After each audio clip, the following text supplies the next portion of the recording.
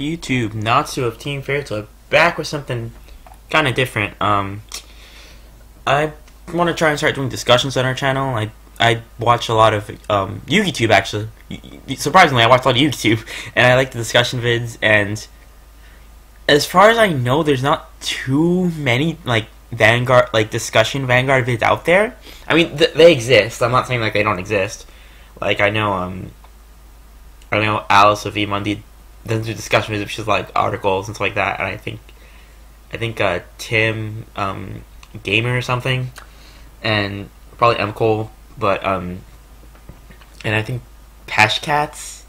I remember he used to do like them here and there. But I don't watch a lot of Vanguard too. You'd think I would, considering that I love Vanguard way more than Yu-Gi-Oh, but I just don't. I don't have anything against other Vanguard channels. It's just I do watch one or two here and there though.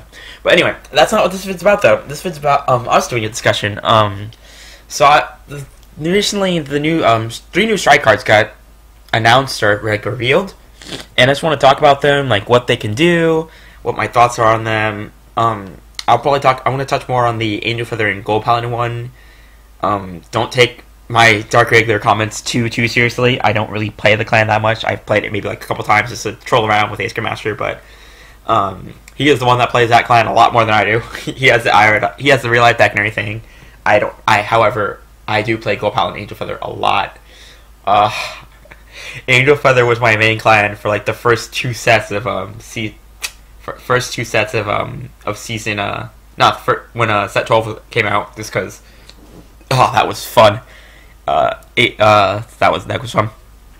Anyway, enough about my fun with Angel Feathers. Let's get to the Angel Feather stride. So it's called Holy Celestial Mikael. I'm not sure if I think that's a girl. I mean, pretty sure those are.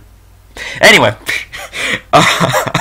so it's 15,000 power. That seems to be a general standard for most non-vanilla strides. The vanilla strides are still usually 16,000 power, but whatchamacallit?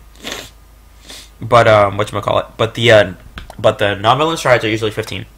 Anyway, for this card's effect. So, stride it, blah blah blah. That's you all should know how to stride. If you don't, it says right here. I'm not gonna read it. I don't feel like reading it. Anyway. So the actual effect, you can, once per turn, counterbalance 1, if you have a card in your heart with Celestial in its name, put the top card of your deck in your damage zone, and then choose a face-up card from your damage zone, and call it to your guard circle.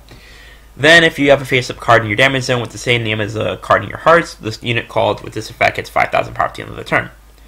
So, basically, it's a +1. The good thing about this card is that you don't have to, unflip a copy, like you have to persona flip. I'm going to call it persona flip. That's my term for this now, persona flip. You don't have to persona flip for it, which is really nice because there are a couple cards you have to, but then again, they'd be kind of too good otherwise. It's okay. That unit gets an extra 5,000 power, so that's really, really good because with the more popular Celestial builds actually all the boss Celestial monsters, Ramiel, Zerakiel, and Waterface, that Legion, the Legion one, they all give power to the rear guards. So generally, people are going to be playing stands with those. So your stands they're still just as viable, since with stands, since if you don't play Angel Feather, the logic with stand in those builds is, well, my rear guard's already powered up, so it can hit anything. So why not why not get the extra attack to put the extra attack pressure on? And stands are a lot better late game than crits usually, because most decks nowadays, it's like your Vanguard already gets crits. So the whole logic of making them guard while they're at 4 damage kind of usually is. I'm not going to say it never happens, but for certain decks, it usually is kind of pointless, because, like, your Vanguard already has just a crit, so you're going to guard it anyway. So, this card's overall alright. I feel like they maybe could have done something better with more damage zone shenanigans, and maybe something a little more not vanilla, but like something a little more straying away from the Celestial archetype. since there are a lot of other cool gimmicky cards, like I know a card fighter who still uses Metatron, like that is their main card, and they just abuse a lot of the on-call effects from Metatron and Counterblast. What the heck is that? Angel Feathers don't care about that. So that would have been nice, but they still have another stride coming out, so hopefully it'll be a little more, a little more tutor to clan rather than to archetype. So the next stride card is going to be Purgatition Lion Emperor Mithril Azel.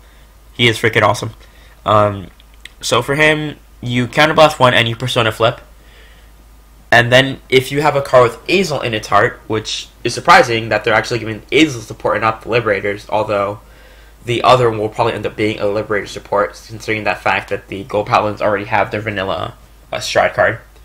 You unlock everything, which isn't... I mean, it comes in handy if you happen to play against Link Joker, but Link Joker at the moment is kind of not... I mean, it's still good, it's still viable, but it's just... Well, it's still not good, but like it's still decent, but they don't really have a level of stride stuff, so they don't have a lot of like the clones that other clans currently have, which is actually kind of nice to see different other clans get support, since Gold Paladin and Kagero is still getting support, which is crazy, but Gold Paladin and Royal Paladin, they've been hogging a lot of support. Anyway, so you unlock all your cards, and then you look at top 5, which is really nice. It's usually top 4 or top 3, but now they have top 5. And then you can search to any card, just straight up any card, and then you call it to your guard circle, shuffle your deck, and then not only do you increase his power by the amount of the card you called, but you increase the card that you called by its own power. So you essentially double its power, which is pretty freaking nice.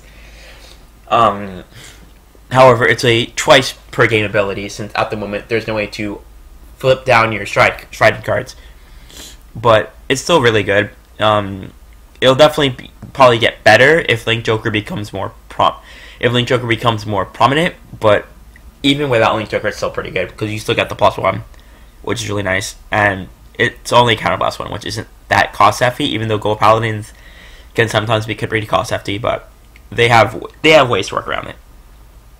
And then our last card is Great Demon Soulless Demagogue. So this is Dark Regular Stride. This one I feel like is the most mediocre of all. During your main phase, if a card is put into your soul, your front row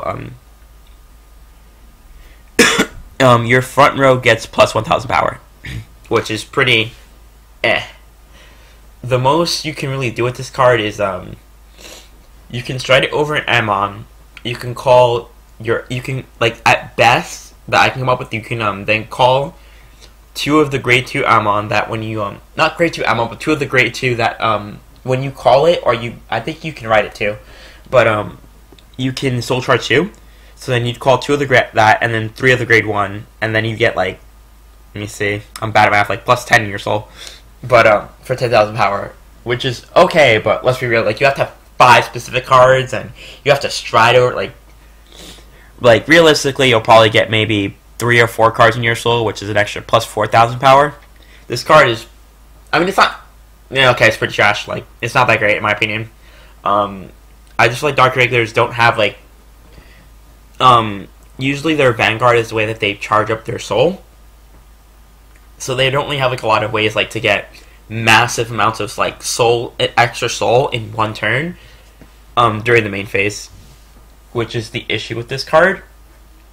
And we'll see what else they get. The good thing is with this card though, compared to the other 2, is that this one is not like archetype specific. You can use it with any Dark Regular deck, and just the fact that you can stride into an extra like a more powerful card is always nice. Although I feel like they could have maybe even 2,000 power, or like use soul charge, and like it lets you soul charge or something. But oh well. So anyway, this has been the discussion vid. If you guys liked the discussion, leave a comment or leave a like, and we'll probably be doing more.